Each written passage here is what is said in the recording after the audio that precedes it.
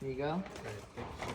Jonathan Lopez, the lead office assistant at New York University's Carlisle Court dorm, works the Resource Center desk, making sure the needs of residents are met.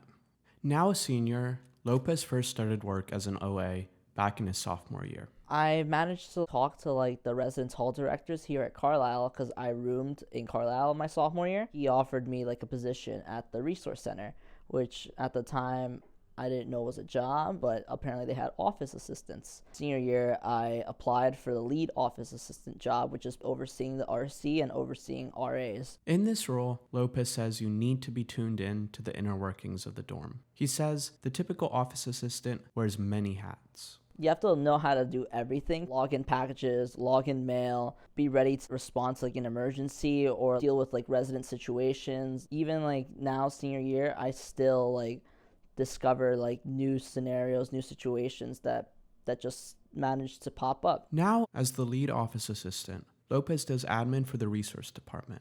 He works on scheduling, oversees package delivery, and manages guest passes.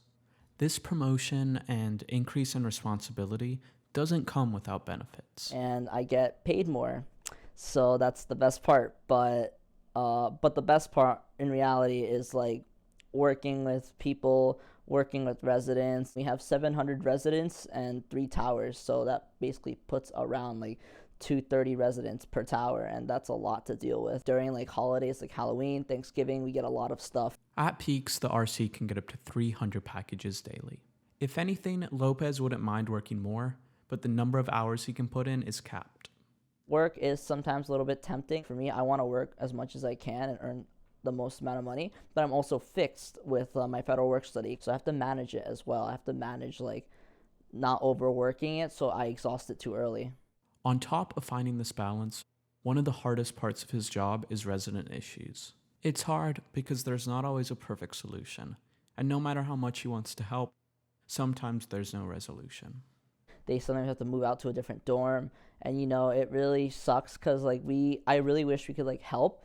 Another challenge for the Resource Center is when emergency situations pop up.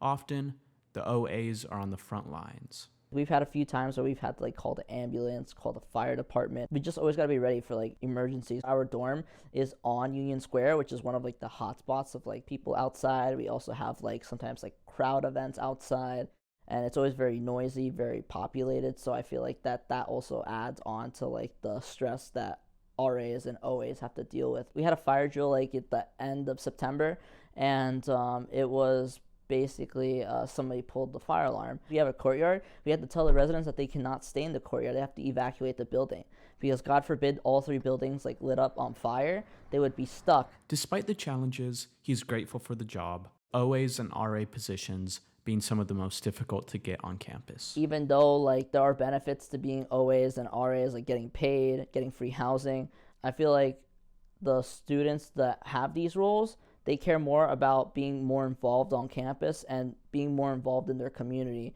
and caring about the people around them. And they're eventually going to become future leaders and do something impactful. Lopez wants to be a doctor when he's older. Currently, he's in the process of taking his MCATs and applying to medical school. For now, however, when he's not hanging with friends or attending class, you can find him at the RC. For NYU Now, this is Chase Wells.